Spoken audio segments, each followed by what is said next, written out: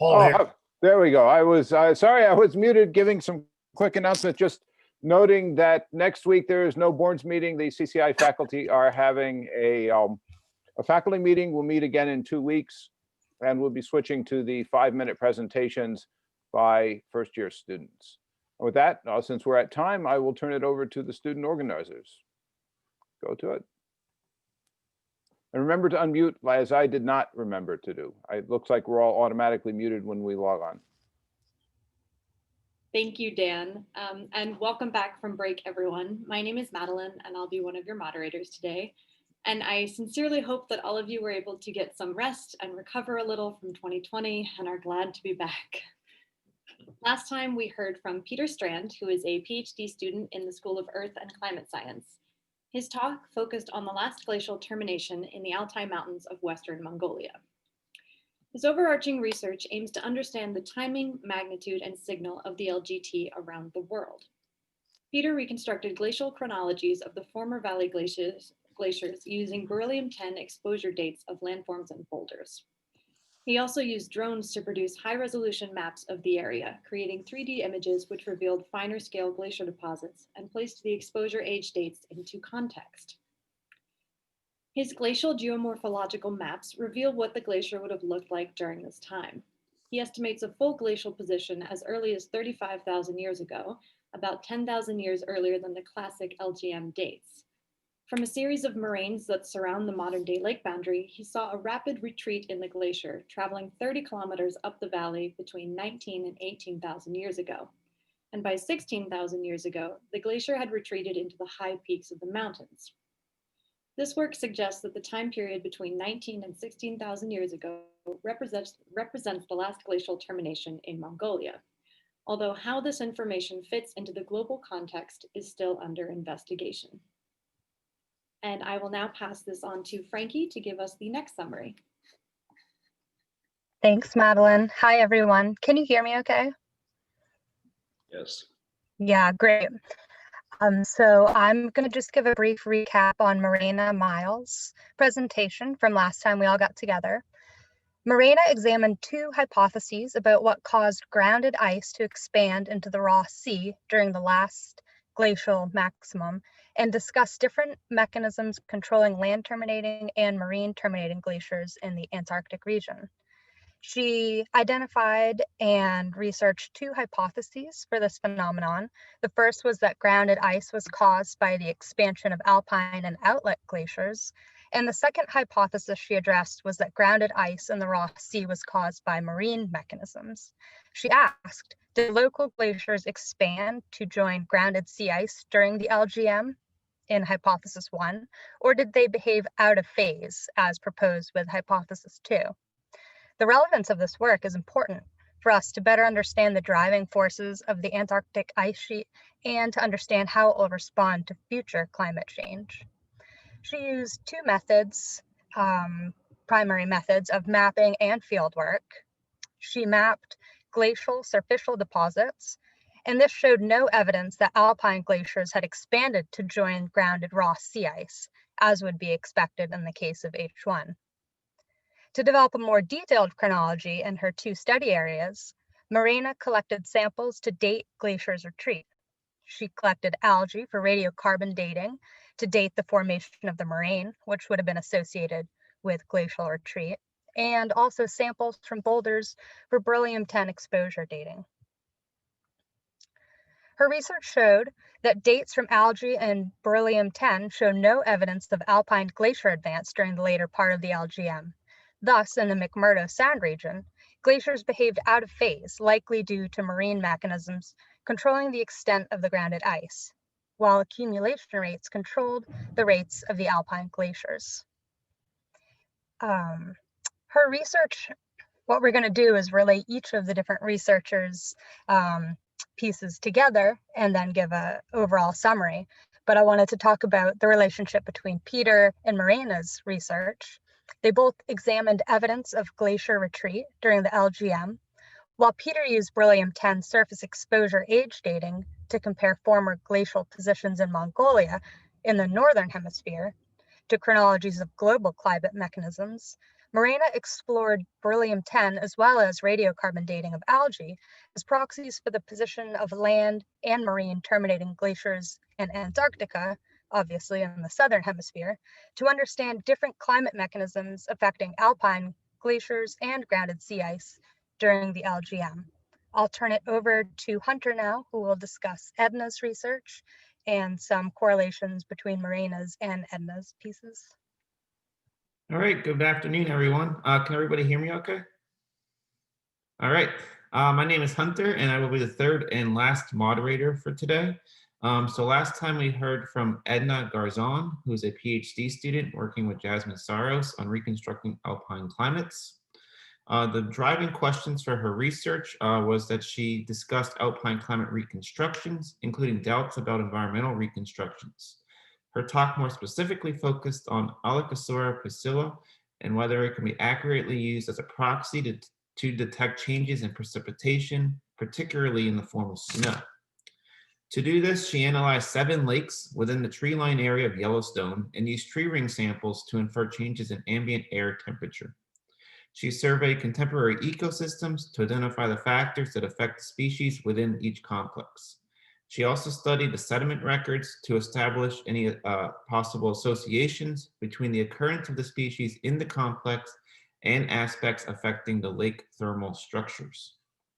Through this research, she concluded that the results from the studies that were completed suggest that A. pusilla may be a proxy for changes in snowpack.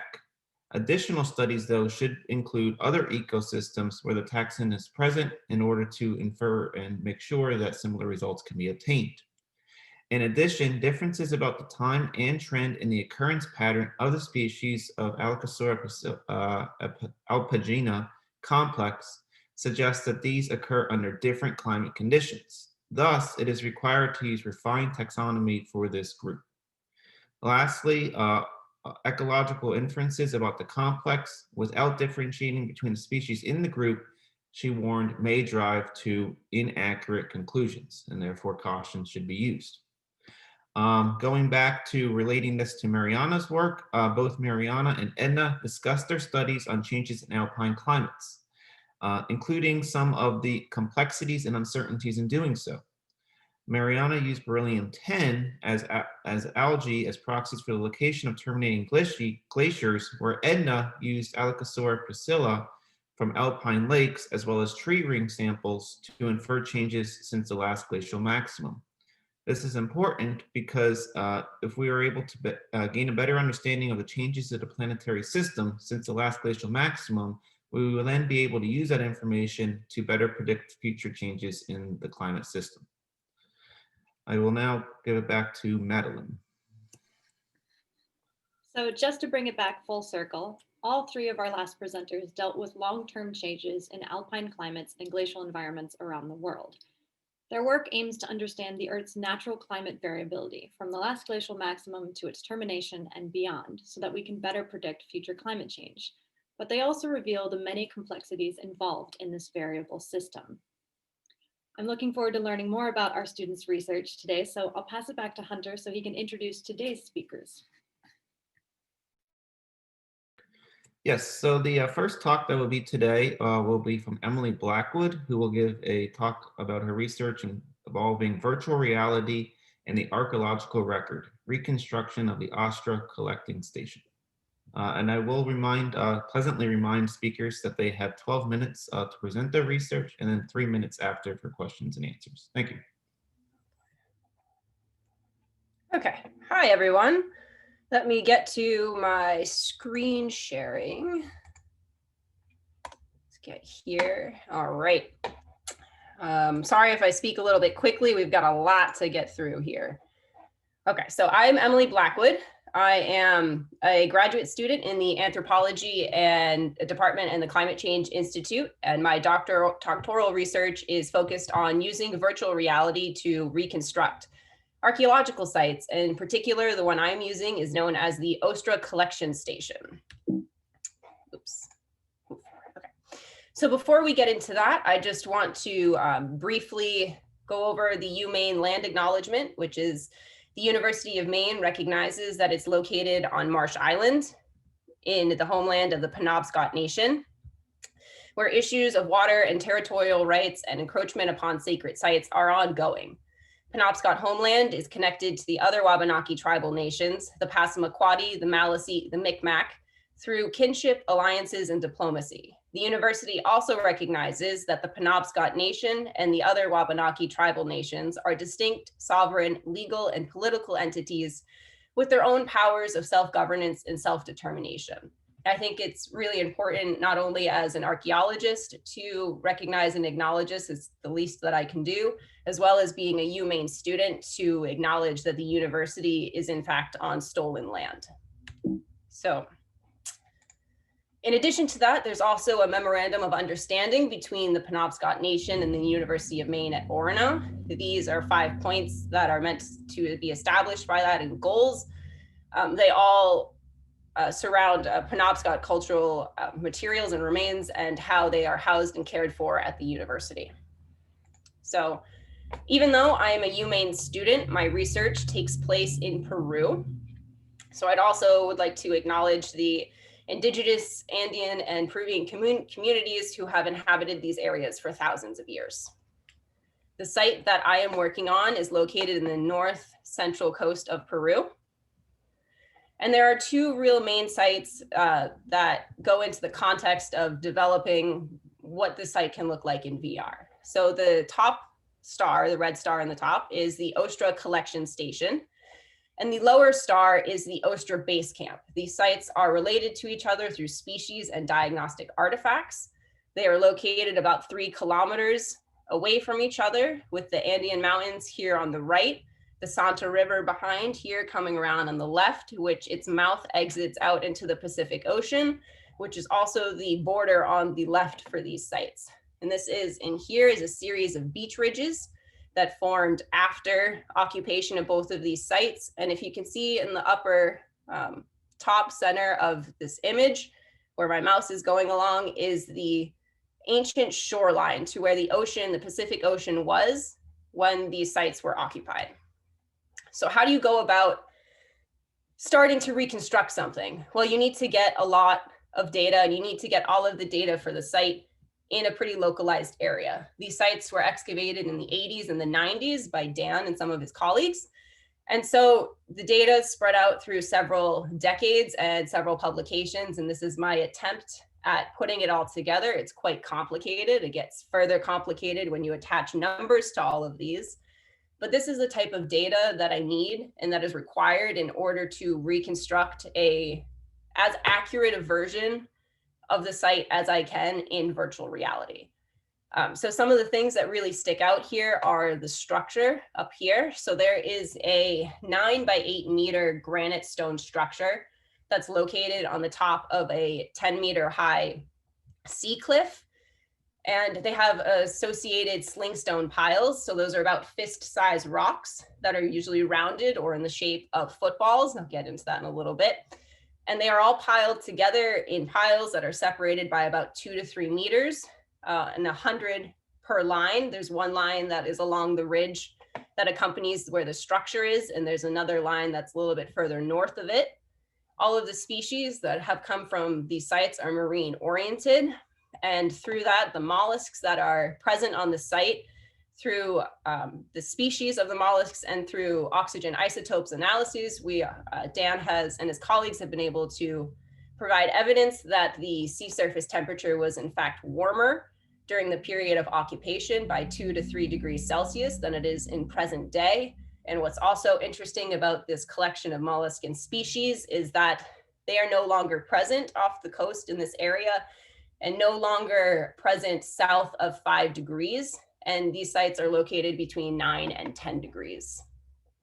Something that's also standing out is the presence of pearls and the defensive nature of the site. So we believe that it's defensive, or we have a hypothesis that it's defensive because of the presence of the slingstone piles in association with the structure. And a little bit about the radiocarbon dates that are associated with the structure and these piles. We're waiting for those piles to get OCL dates back.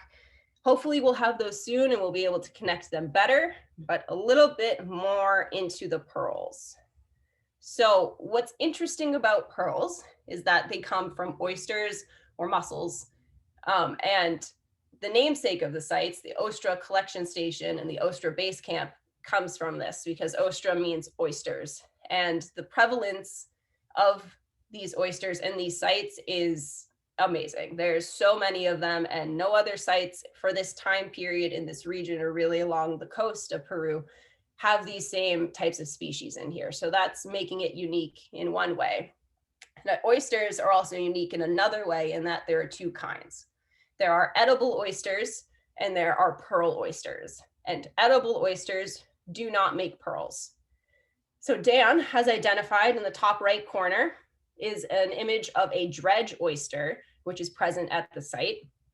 But because dredge oysters do not make pearls, we have a so far unknown or unidentified species of oysters that does make pearls, because in the lower left, you will see an image of a collection of pearls that have been excavated and recovered by Dan from the base camp, but not from the collection site so far, the collection station so far.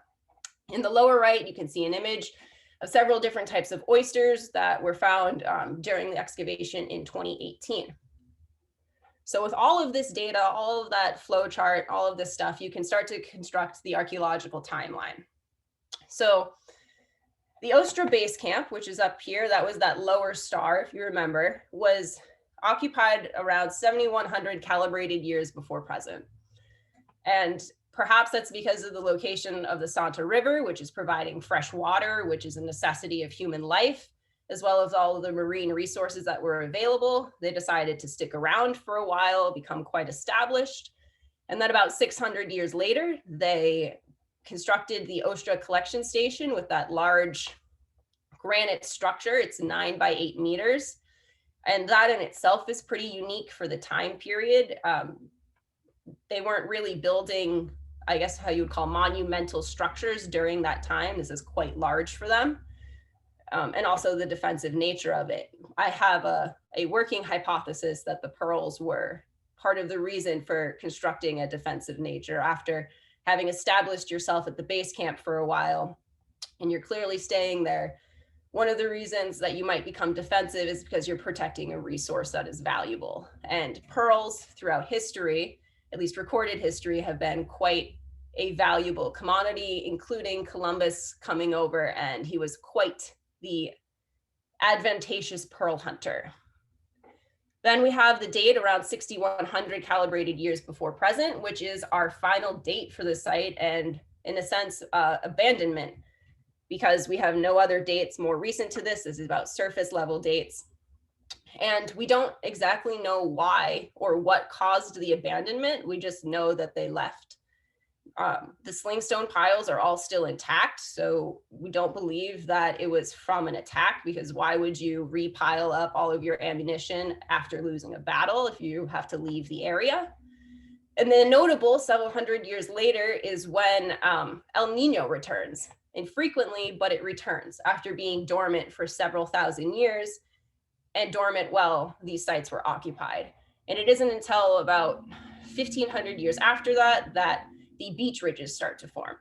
So all of this goes into the context of the site.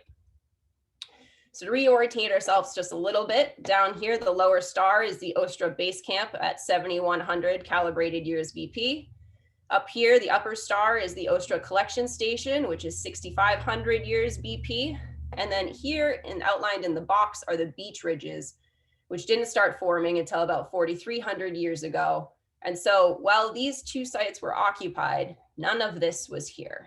And that's part of my point with VR, is that it's really hard to imagine what a place looked like when it currently looks so different. This is a Google Earth image that I took, I think yesterday or the day before, and the landscape is very different. So some of the things that you get while you're excavating are 3D data that then become 2D data once out of the field, because they're only recorded like in photographs or level sheets. So this big picture in the back is an example of a wall profile. We have all the different levels outlined here. And this is how we can tell if everything is in stratigraphic order, if there's disturbances on the site, and if our radiocarbon dates if they are in fact in stratigraphic order because we know where they came from. The lower left is an example of what one of those slingstone piles looks like. So it's literally just a pile of stones that are about fist size, all captured together. But these go quite deep. They're actually stacked 3 to 4 deep. They're just covered by a lot of windblown sand over the thousands of years. This middle image is an example of one of the football-shaped slingstones. The right image is an example of what one of our levels looked like. So for our excavation at the collection station, we chose to excavate in the top right corner of the structure. So this up here where the tape measure is the north wall, and then this is the east wall. And you can see all of these granite blocks that have kind of collapsed and fallen in, which we have interpreted as wall fall. So the north wall falling in as well as the east wall falling in. And up in the right corner, you can see Dan here taking extensive excavation and field notes. And if you note behind him, so we can orientate ourselves, are the Andean Mountains. So this, the Ostra collection station is sitting on top of a 10-meter high sea cliff. So we can see the mountains behind us to our right. The ocean would be to our left. And behind us to the south is where the base camp is. So because these excavations were really done in the 80s and 90s, and that's when the publications were, technology and cameras and weren't that great. So these are some of the things that you get in your publications. It's also due to limited space, limited funding, limited amount of figures you're allowed to include. And often archaeological publications don't allow color photos. And that's quite a hindrance because this left image here is from the top where Dan was just sitting. These are the mountains, the Andean Mountains to the right, and the ocean would be out here, but you can't really get a lot of information from this photo. The figure on the right is a map figure of it. You can get a little bit more of an understanding and orientation of where things are. The collection station's up here, the base camp is down here, the mountains to your right, and the ocean to your left, but you still, if you rethink about that flow chart, it's really hard to use these two, this image and this figure, to kind of visualize all of that data. So again, all of this data is supposed to be visualized and represented by these. So what do? That's where I come in VR. And I know I'm going over a little time, so I'm going quickly. Virtual reality is a computer-generated simulation. You can present your data visually. It's immersive and interactive. These are the types of headsets that can get used. You have headphones to provide more immersive. And these are controllers that you can hold and use to pick up things in the simulation and navigate around it. So let's go into here. This is what I've created so far. It's by no means a finished product, but right here we have a robotic figure because I haven't figured out how I want to incorporate humans yet appropriately. But he is stationed at 5 feet tall, or it is stationed at 5 feet tall because Peruvians were a lot shorter in stature than we are, or at least how I am. We know this based off skeletal evidence and present day. For example, I'm 5'9". When I went to excavate in the field, my perspective is very different from what their Peruvian perspective would have been at 5 feet, which is why VR is pretty cool. It allows you to manipulate and account for these types of things. So here we are standing at the Ostra collection station. You can see the structure that's up here. If we look to our left, we have the Andean Mountains. If we look to our right, we also have the Andean Mountains continuing, and about right here is where the collection, the base camp would be. So this is 10 meters high that we're looking up on. You can barely see the structure. And if we navigate to the structure, you can kind of get a better idea of now you can see the mountains, whereas you couldn't see them from below.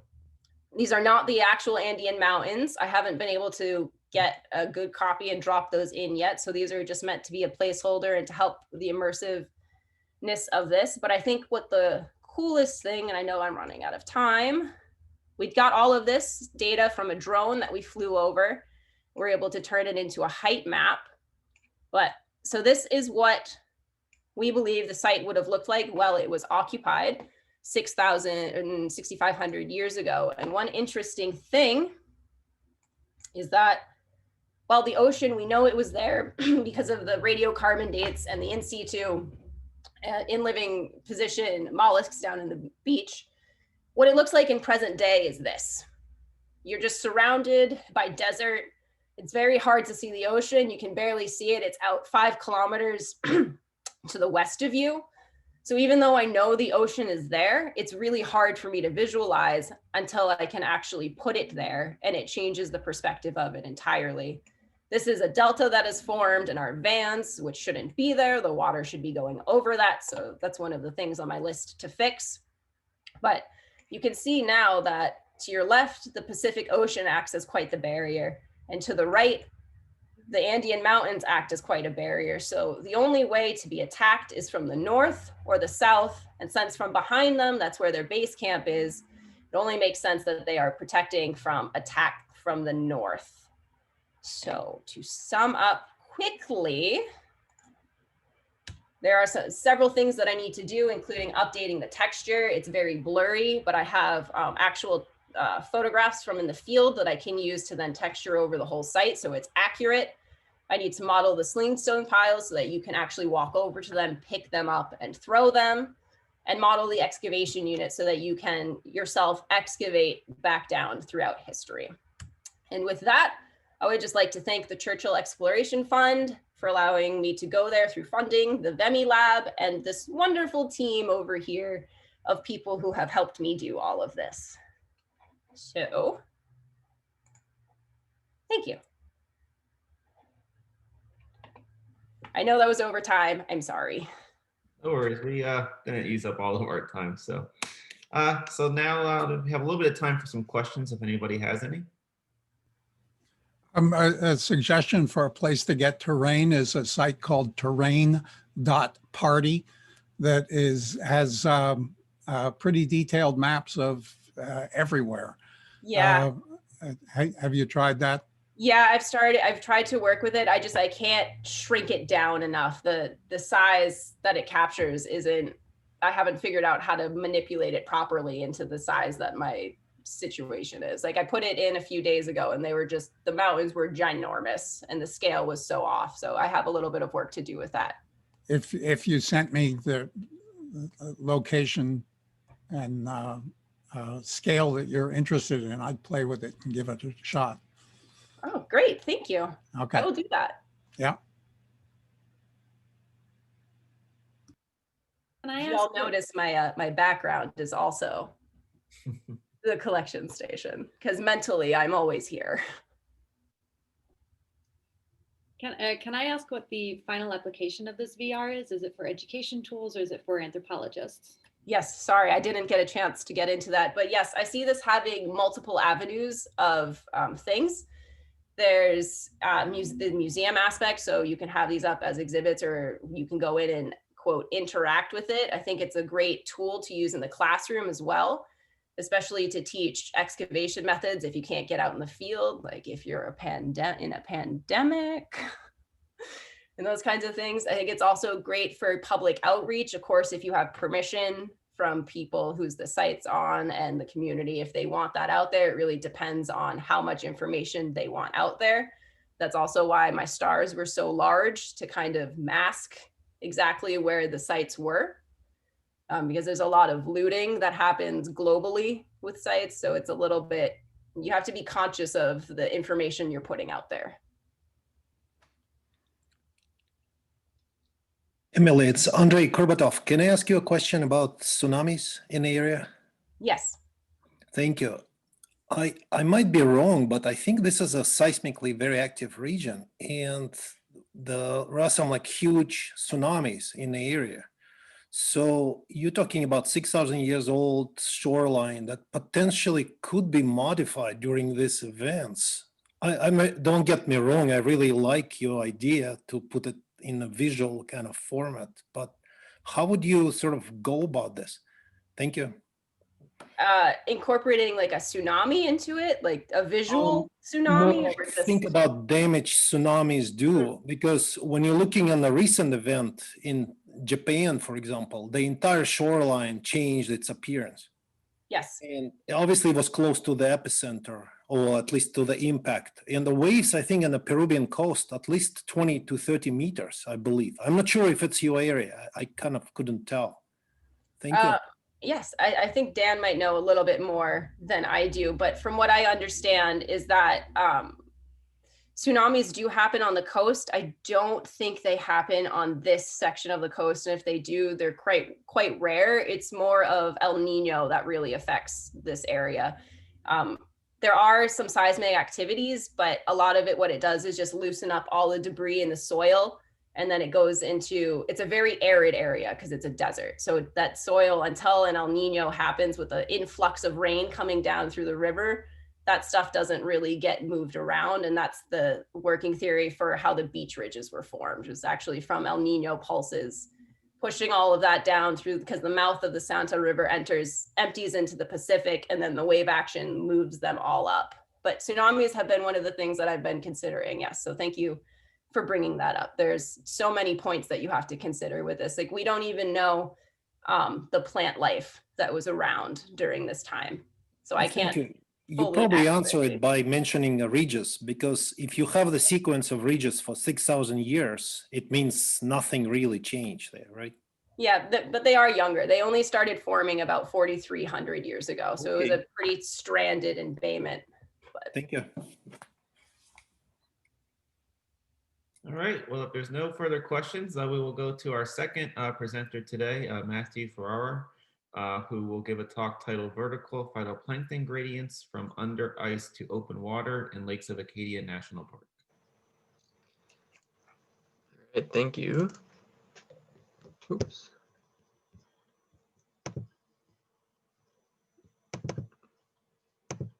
Can everybody see that pretty good? All right, so today I'll be talking about vertical gradients of phytoplankton from under the ice through the open water season in Lakes of Acadia National Park. So to get started, here's a little overview on dissolved organic carbon, one of the key metrics that I'm measuring.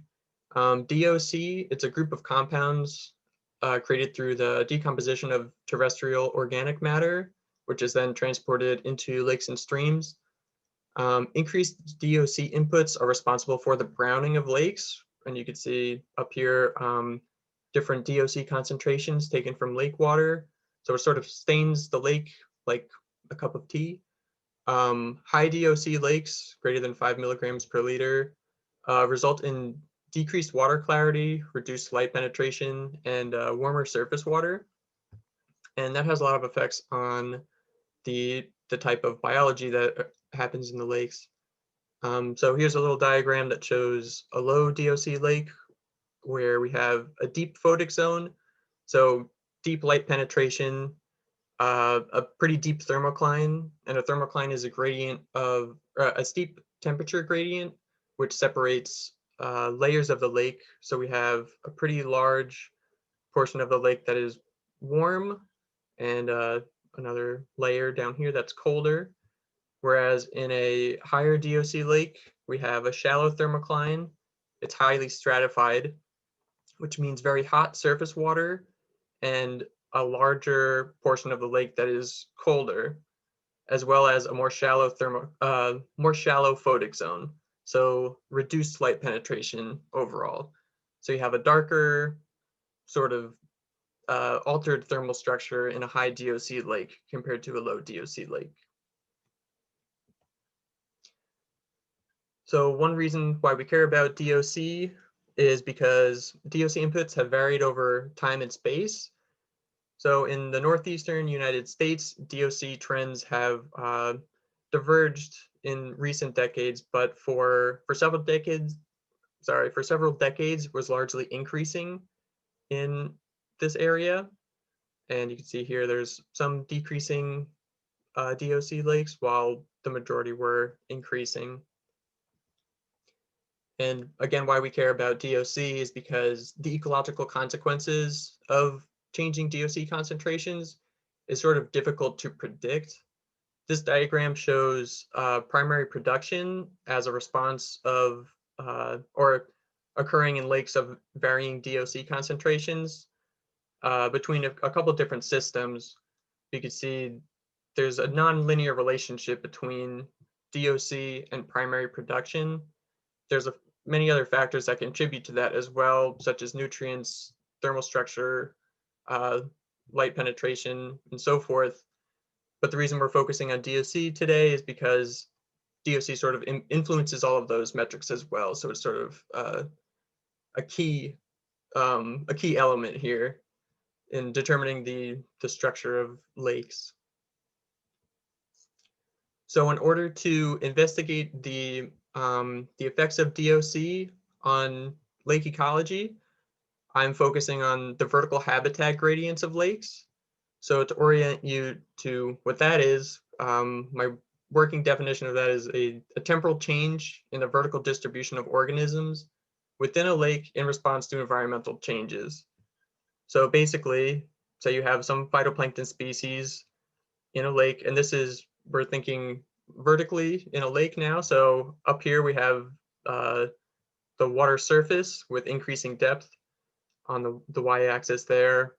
And this sort of shows, you could picture this as cell count or overall biomass of a certain phytoplankton species that's changing over time and deepening, widening, decreasing. Just a simple example of what I mean by vertical gradients. And the reason why phytoplankton would change like this is because it's responding to changes in the environment. So DOC is, like I said before, kind of a key environmental driver of the vertical distribution of phytoplankton. So this is another diagram just to orient you to what I mean by vertical habitat gradients. We have three layers in the lake: epi, meta, hypo, top, middle, bottom, whatever you prefer. Generally, light and temperature decrease with increased depth in the lake, as well as oxygen.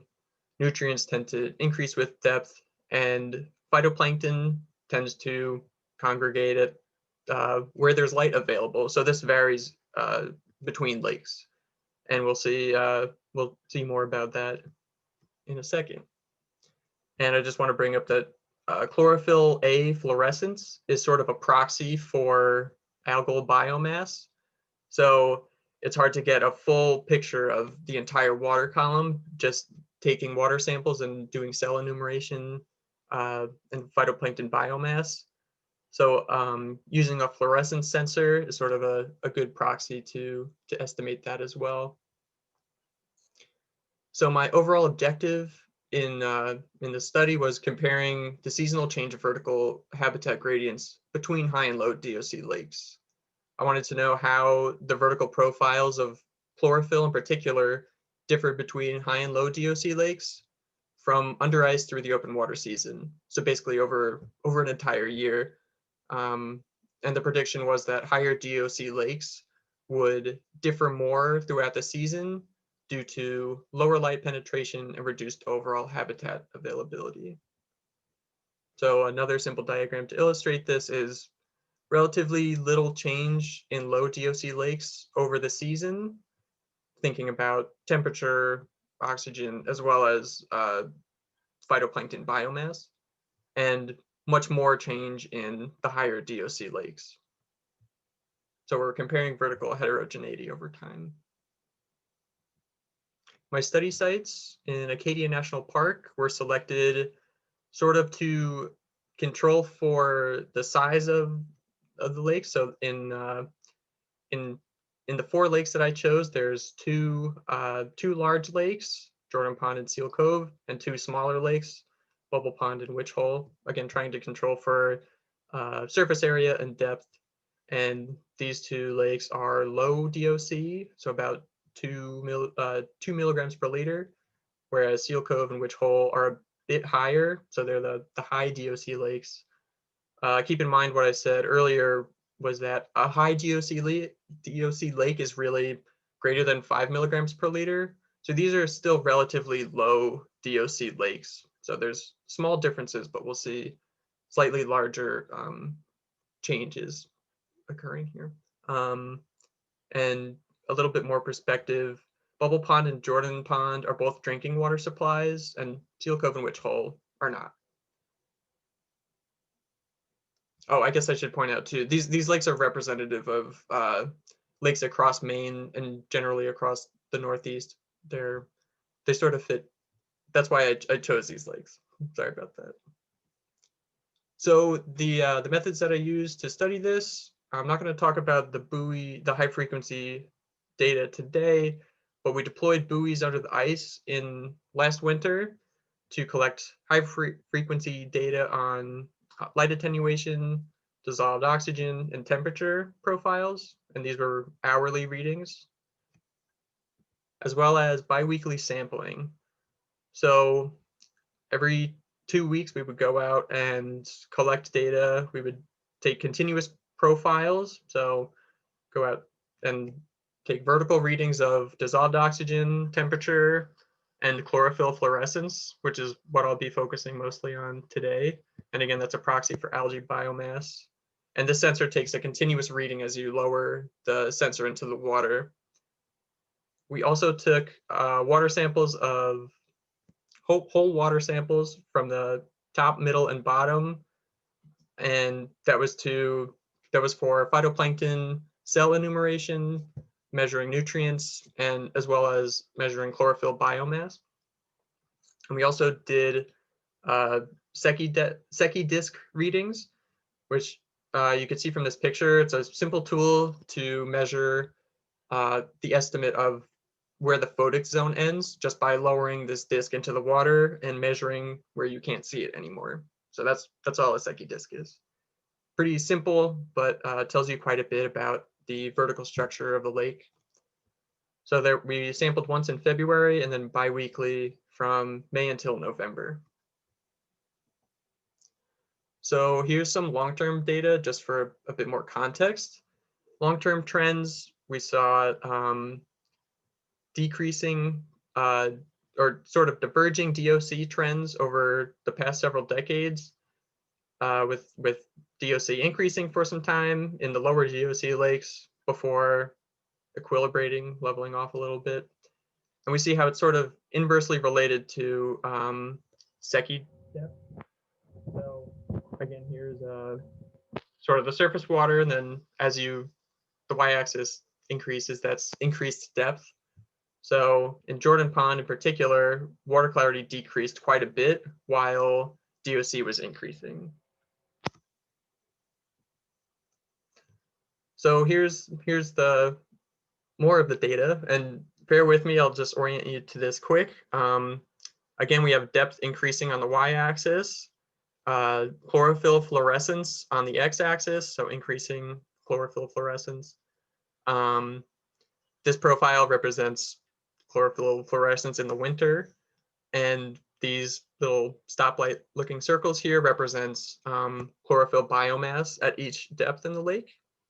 So, the dashed lines represent Secchi disk depth as well, so a bit more context. So for the low DOC lakes, from the winter through the spring, summer, and fall in the lower DOC lakes, we see sort of few changes over time in the vertical distribution of chlorophyll and phytoplankton therein, as well as in Bubble Pond, which again is more shallow, but you do see this deep chlorophyll maximum, which is pretty much at a pretty consistent depth. And then the high DOC lakes we see are a bit more variable, especially over time. So we see a shallow chlorophyll maximum under the ice in Seal Cove and Witch Hole. That chlorophyll maximum increases over time and then decreases again. So to put it simply, there was greater seasonal variability in the higher DOC lakes, higher overall biomass, and the chlorophyll maximum is often more shallow than the photic zone itself. So you could see the chlorophyll maximum is occasionally it's higher than or it's more shallow than the Secchi depth. So that indicates that phytoplankton are using up more nutrients in a smaller area of the lake where there's available habitat below that, but it's not really being occupied by as much algae. for a whole suite of other reasons. So that sort of brings this short talk to a close, I guess. But one key takeaway I had was, so the higher DOC lakes did vary more over the season, as well as had more vertical heterogeneity. So greater differences in chlorophyll profiles over time, despite being pretty low overall in DOC concentrations. So that sort of tells you small changes in DOC concentration can result in much larger proportionally ecological consequences. And as DOC concentrations in the Northeast continue to change, like I said before, it's sort of hard to predict what future conditions might look like. So a greater impact on ecological conditions and the vertical distribution of phytoplankton.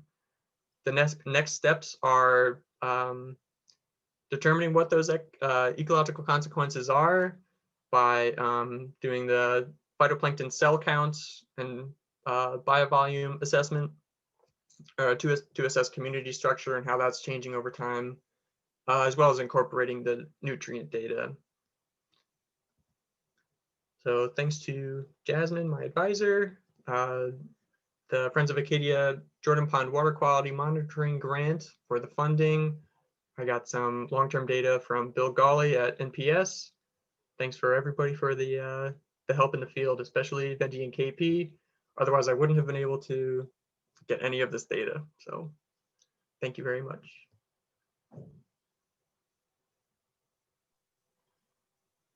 All right, so we'll do some questions now, if anybody has any. I have just a technical question. How do you measure Secchi depth under ice? Right, good catch. So when we went out ice sampling, we drilled a hole to deploy the buoys and collect water samples. And luckily the hole was big enough that you could fit a Secchi through. So those readings probably aren't a super accurate representation of the photic zone under ice, especially when you're looking through a hole that you just made. So that sort of complicates that a little bit, but I figured I would include it just for some context. But the other Secchi disk readings, it does correspond pretty well to the extent of the photic zone during the open water season, at least. Thank you.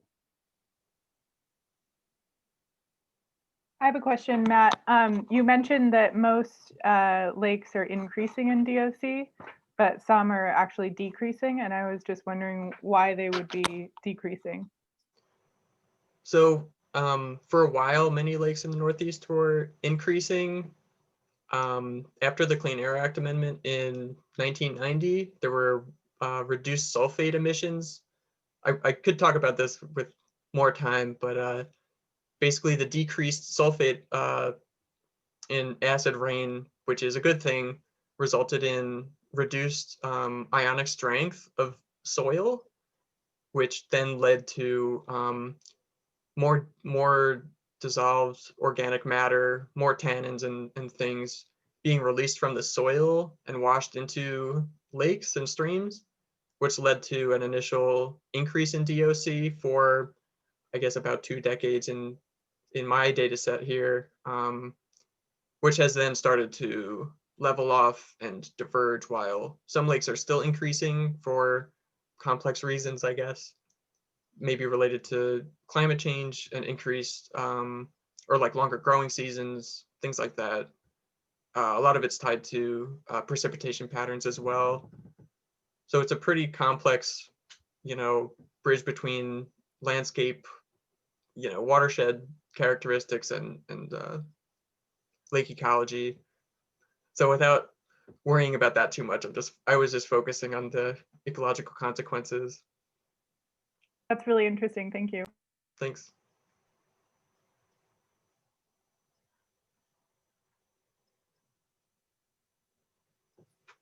All right, so if there's no more questions, I will pass it back to Frankie so that she can introduce Dan. Thanks, Hunter. Thanks to you, Emily, and to you, Matt. Oh, I'll turn my video on here. Yeah, thank you both to the presenters. Those were really interesting topics. And now I'll just hand it over to Dan, who I'm sure will have some insightful parting words for us. Thank you, Frankie.